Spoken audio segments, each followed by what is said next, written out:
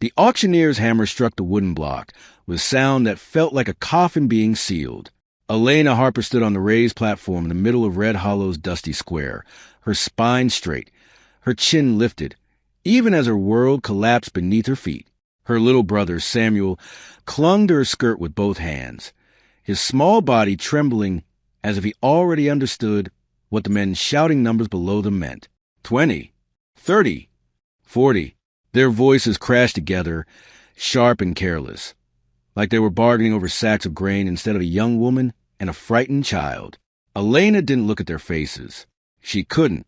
She stared past them, at the cracked windows of the general store, at the faded church steeple in the distance, anywhere but the hungry eyes measuring her worth.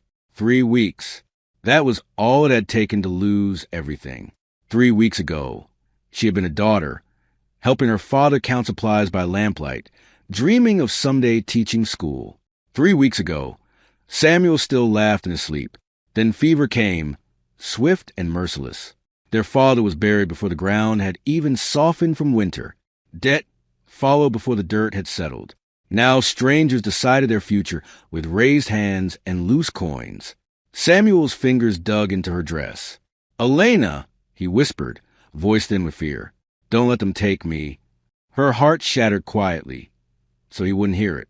"I won't," she murmured, lowering her hand to rest on his head. "I promise. I'll keep you safe. No matter what." The auctioneer cleared his throat, his voice sharp as rusted metal. "Strong young woman. Healthy. Can cook, clean work. Boy included. Extra mouth, but strong legs. Worth it in the long run." Laughter rippled through the crowd. Elena's jaw tightened. She refused to cry. Not here. Not now. If this was the end of her old life, she would face it standing. 50, a man shouted, grinning in a way that made her stomach turn. The auctioneer lifted the hammer. $50 going once. 70. The voice didn't shout. It didn't brag. It cut cleanly through the noise. The crowd shifted. Elena looked before she could stop herself. The man stood at the edge of the square, apart from the others, tall, broad-shouldered. His coat was worn but clean, his boots dusted from long roads. A cowboy, by the look of him, the kind shaped by wind and work, not cruelty. His eyes met hers briefly. There was no hunger there, no ownership, only resolve. $70, the auctioneer repeated eagerly. "Do I hear more?" Silence. The hammer fell. Sold. The sound echoed through the square like a gunshot. Just like that, Elena Harper and her baby brother belonged to a stranger. Paperwork was signed. Coins exchanged hands. Elena felt numb as she stood beside Samuel, waiting to be claimed like lost property. Then the cowboy turned to them. "You eaten today?" he asked. The question stunned her. Samuel looked up at her, confused. "No," Elena answered softly. The man nodded once. "Then we fix that first." He held out his hand, not demanding, not grabbing. "My name's Jacob Reed," he said quietly, "and you're not alone anymore." Elena hesitated, then took her brother's hand tighter. For the first time since the fever took their father, something unfamiliar stirred in her chest. Not hope, but the smallest crack where hope might one day fit. The town disappeared behind them in a cloud of dust. Elena sat stiffly on the wooden wagon seat. Samuel curled against her side like a frightened kitten. The wheels creaked beneath them as the road stretched forward, uneven and endless, leading away from Red Hollow and everything they had lost. She didn't look back. There was nothing left there worth seeing. Jacob Reed drove without hurry, reins loose in his hands, eyes fixed ahead. He hadn't said much since helping him into the wagon, and Elena wasn't sure whether she was grateful for the silence or afraid of it. Samuel broke it first. "Where are we going?" he asked, his voice small. Jacob glanced over his shoulder. "Somewhere quiet. My ranch is north of here. A few hours' ride." Elena's fingers tightened in her lap. "Why?" she asked bluntly. "Why did you buy us?" The horses snorted as Jacob guided them around a bend in the road. He didn't answer immediately, and that scared her more than a lie would have. "Because," he said finally, "that crowd wasn't bidding for work." Elena swallowed. She already knew that. Everyone did. And because, he continued, voice rough but steady, I won't stand by and watch a child dragged into hell. Samuel pressed his face into her side. Elena wrapped an arm around him, breathing slowly until her pulse steadied. The land began to change as they traveled. The buildings thinned. Fields gave way to scrub grass and scattered trees. The air grew cooler, cleaner, as if the world itself was loosening its grip on her throat. They stopped near a shallow creek at midday. Jacob handed Elena bread and dried meat from his supplies. Eat, he said. You both need strength. Samuel ate eagerly. Elena forced herself to take small bites, watching Jacob carefully. He turned away, busying himself with the horses, giving them privacy. That alone unsettled her more than cruelty would have. You don't expect anything? She asked quietly. Jacob paused. I expect honesty. And work if you choose to stay. If we choose, she repeated. He nodded. I'm not keeping anyone who doesn't want to be there. You get a month. If you decide my ranch isn't right for you, I'll take you wherever you want to go. Her breath caught. No one had offered her a choice since the fever took her father. And Samuel? She asked. He stays with you, Jacob said firmly. Always. The wagon rolled on through the afternoon. Samuel eventually fell asleep, exhaustion claiming him now that fear had loosened its hold. Elena watched his chest rise and fall, a painful mix of relief and sorrow pressing into her ribs. When the ranch finally came into view, the sun was sinking low. A simple house stood against the hills, weathered but solid. A barn, a corral, smoke curling faintly from a chimney. It wasn't grand, but it was real. This is it, Jacob said. Reed Hollow Ranch. Elena's heart hammered. Isolation stretched in every direction. No town, no witnesses. Jacob seemed to sense her fear. You'll have your own room, he said. A lock on the door. Food on the table. Pay for your work. That's my word. She studied his face. Searching for deception, she found weariness, old grief, and something like determination. Samuel stirred. Elena, he murmured, I'm tired. She swallowed hard. All right, she said quietly. We'll stay. For now.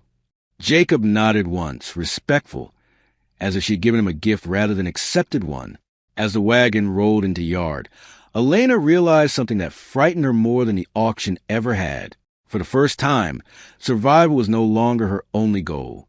Now she had to decide whether she dared to believe in safety. Elena woke before dawn to the unfamiliar sound of quiet. Not the tense, waiting silence of fear, but a wide, open stillness.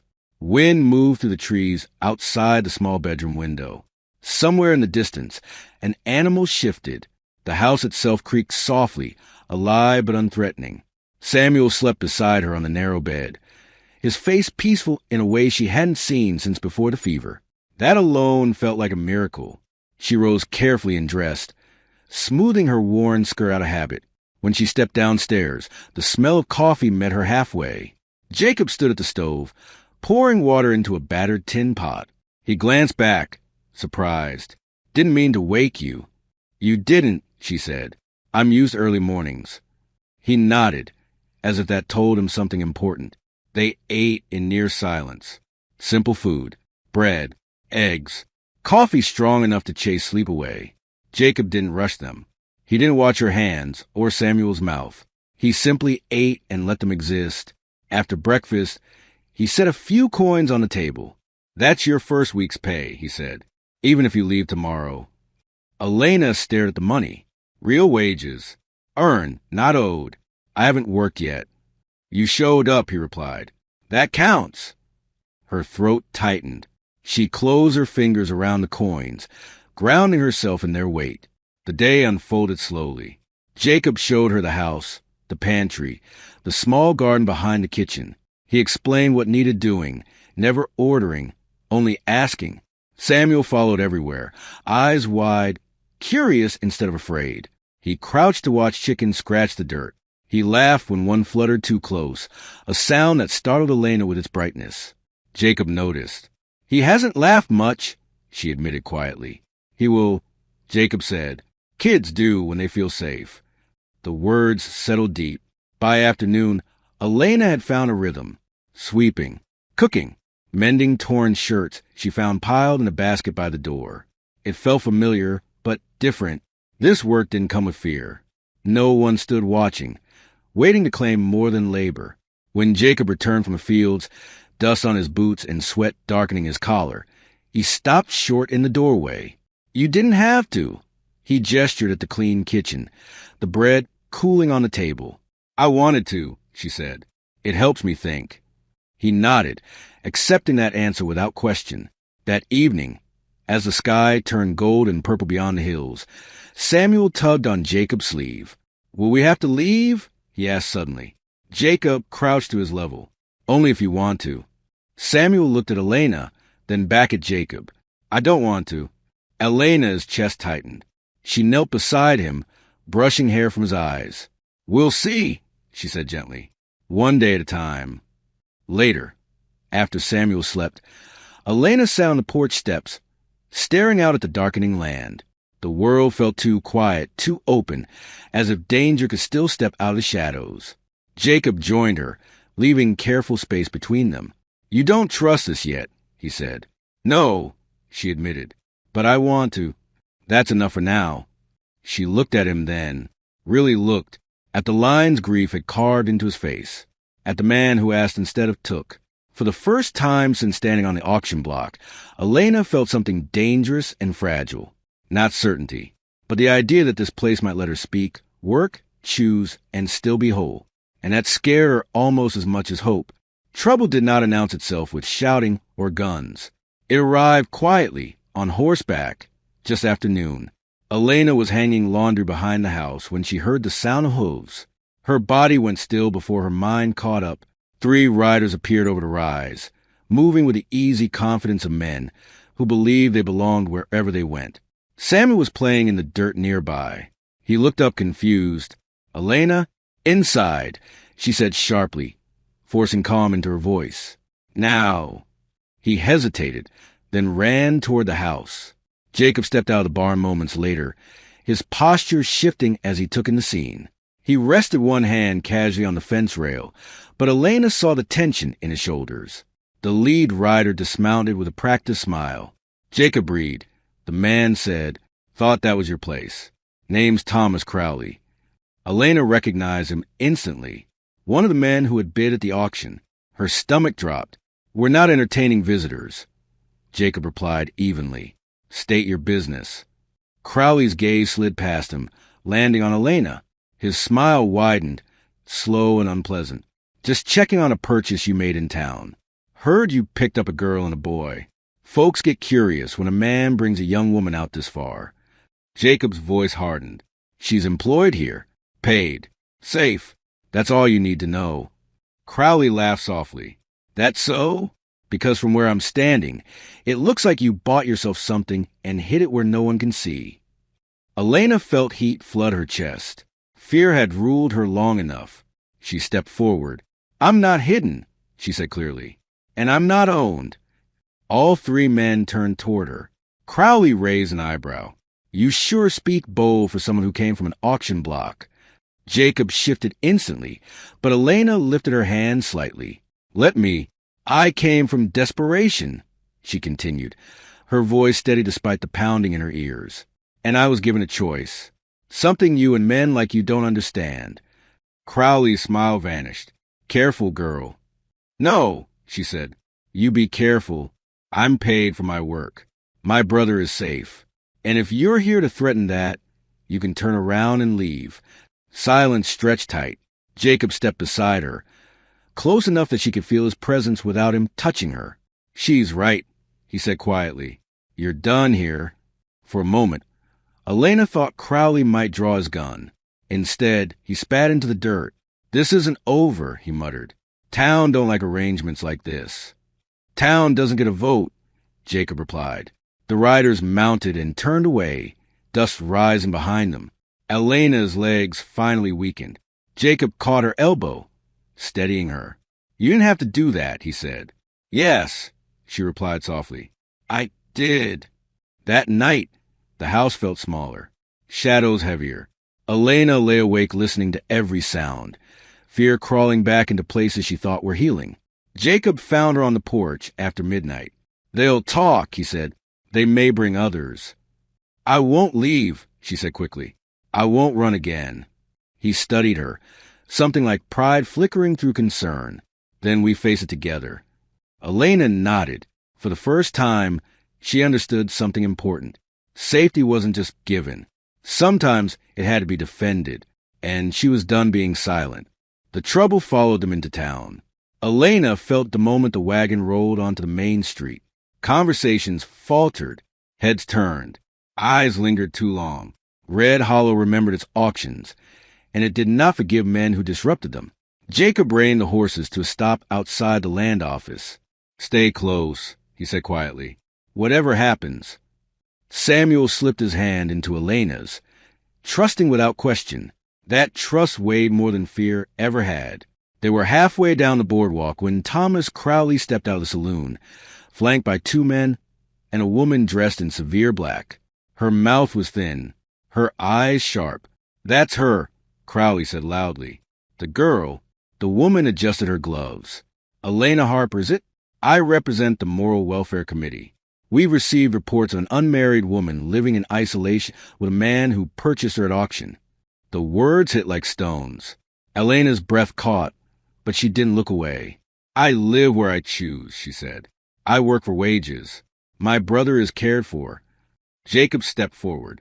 This is harassment. On the contrary, the woman replied. It's concern. Young women in compromised positions often don't realize they're being coerced. Samuel tightened his grip. She's not, he said suddenly. She's brave. The woman blinked, momentarily thrown. Elena knelt, meeting her brother's eyes. Stay right here. Then she stood. You want the truth? She said, voice carrying across the street. I was sold because poverty makes people invisible, not because I lacked virtue, not because I lacked worth. Murmurs rippled through the crowd. I was given a choice, she continued. I was offered work, safety, and time to decide my future. If that offends you, then perhaps the problem isn't my circumstances, but your comfort with watching others suffer. Crowley scoffed. Pretty speech don't change facts. No, Elena said, but facts change lies. She turned to the woman. You can inspect my wages, my living arrangements. Speak to my employer. Speak to my brother. But you will not speak over me. Silence fell. The woman studied her for a long moment. Then, reluctantly, she nodded. Very well. The inspection was brief. Ledgers, coin, witnesses, truth laid bare. By the time it ended, Crowley's confidence had cracked. This arrangement, the woman said finally, while unconventional, appears lawful. Appears, Jacob echoed. She met his gaze. Appearances still invite scrutiny. Marriage would end it. The word landed hard. Marriage. Elena's heart pounded. The crowd leaned in, hungry for scandal. Jacob said nothing. He looked at her instead, not demanding, not pleading, waiting. That night, back at the ranch, Elena sat alone, staring at the dark fields. Samuel slept peacefully inside. Jacob joined her, quiet. I won't ask, he said. You don't owe me anything. She exhaled shakily. I know, but, he added gently, if you choose to stay, there will always be people trying to decide your worth. She turned to him then. I've had enough of other people deciding my life. His eyes softened. This isn't about pressure, she continued. It's about choosing something, instead of always reacting. She stood. Tomorrow, she said, voice steady, I'll give you my answer. And for the first time since the auction block, Elena realized this choice would be hers alone. Morning came softly to Reed Hollow Ranch. Light crept across the hills, pale and gentle, touching the land like a promise. Elena stood on the porch, breathing in the cool air, feeling the steady weight of a choice she could no longer avoid. For the first time in months, the fear was quiet. Behind her, the door opened. Jacob didn't speak. He simply joined her, resting his hands on the porch rail, leaving space between them. He had learned that space mattered. I won't keep you waiting, Elena said finally. Her voice was calm, certain. I've made my decision. He turned to face her, eyes steady, braced for whatever came. "I'm staying," she said. "Not because I'm afraid of the world out there. Not because I owe you. But because this place gave me something no one else did." He waited. "It gave me dignity," she continued. "It gave my brother safety. And it gave me back my voice." She swallowed, then lifted her chin. "And if marriage is what ends the threats, the whispers, the hands reaching for what doesn't belong to them, then I choose it. Freely, with open eyes." Jacob's breath left him slowly, like he'd been holding it for weeks. "Elena," he said quietly, "I swear to you, this will never be a cage. You'll walk beside me, not behind me." "I know," she replied. "That's why I'm saying yes." They told Samuel that afternoon. He stared at them, wide-eyed, then broke into the biggest grin Elena had ever seen. "Does that mean I get to stay forever?" he asked. Jacob knelt in front of him. "If you'll have me." Samuel threw his arms around Jacob's neck. "I already do." They married quietly a week later. No crowd, no spectacle, just vows spoken with steady voices and honest hands. The ranch hands stood as witnesses. The sky was clear, the wind gentle. Elena wore her mother's dress, mended but proud.